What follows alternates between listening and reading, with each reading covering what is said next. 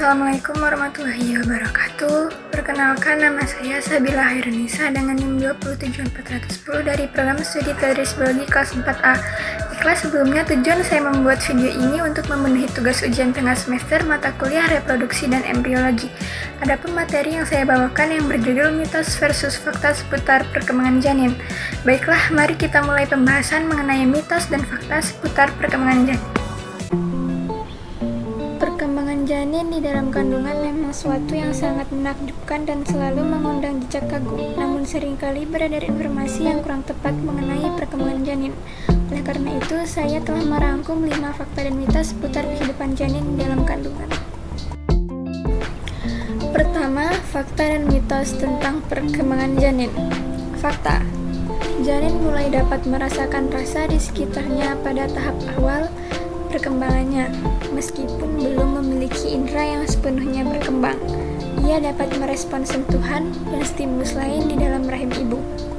Mitos: janin bisa merasakan rasa sakit saat ibu mengalami nyeri. Ini adalah mitos.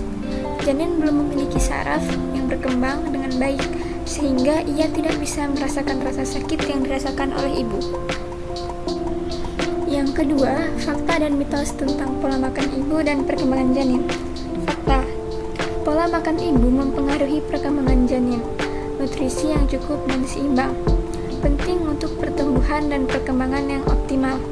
Mitos: makanan pedas dapat merangsang janin. Ini adalah mitos. Janin tidak merespon makanan ibu dengan cara itu. Selera makan ibu bisa berubah, tetapi bukan karena janin yang menginginkan makanan tertentu.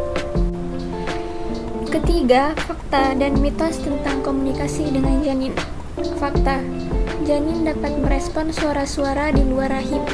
Ia dapat mengenali suara ibunya dan merespon dengan gerakan atau merasa lebih tenang saat ia mendengar suara yang sering didengarnya. Mitos: berbicara dengan janin di dalam rahim akan membuatnya lebih cerdas. Ini adalah mitos. Meskipun berbicara dengan janin bisa menjadi pengalaman yang istimewa, kecerdasan janin ini dipengaruhi oleh faktor genetik dan perkembangan otaknya. Keempat, fakta dan mitos tentang jenis kelamin dan aktivitas janin. Fakta: janin memiliki jenis kelamin yang ditentukan sejak pembuahan seiring perkembangannya. Ia mengalami perkembangan organ kelamin yang sesuai dengan jenis kelaminnya. Mitos: aktivitas janin berbeda antara bayi laki-laki dan perempuan. Ini adalah mitos. Aktivitas janin lebih dipengaruhi oleh faktor individu dan tahap perkembangannya, bukan jenis kelaminnya. Dan yang kelima, fakta dan mitos tentang persepsi warna dan cahaya oleh janin. Fakta: janin bisa mendeteksi cahaya yang masuk melalui perut ibu pada tahap tertentu. Ia dapat membedakan antara gelap dan terang. Ini adalah salah satu bentuk awal persepsi visualnya.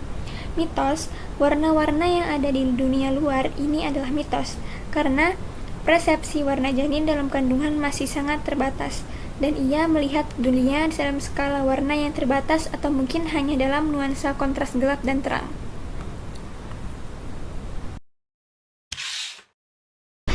Demikian informasi tentang fakta dan mitos seputar kehidupan janin di dalam kandungan. Semoga informasi ini dapat bermanfaat. Sekian dari saya, terima kasih. Wassalamualaikum warahmatullahi wabarakatuh.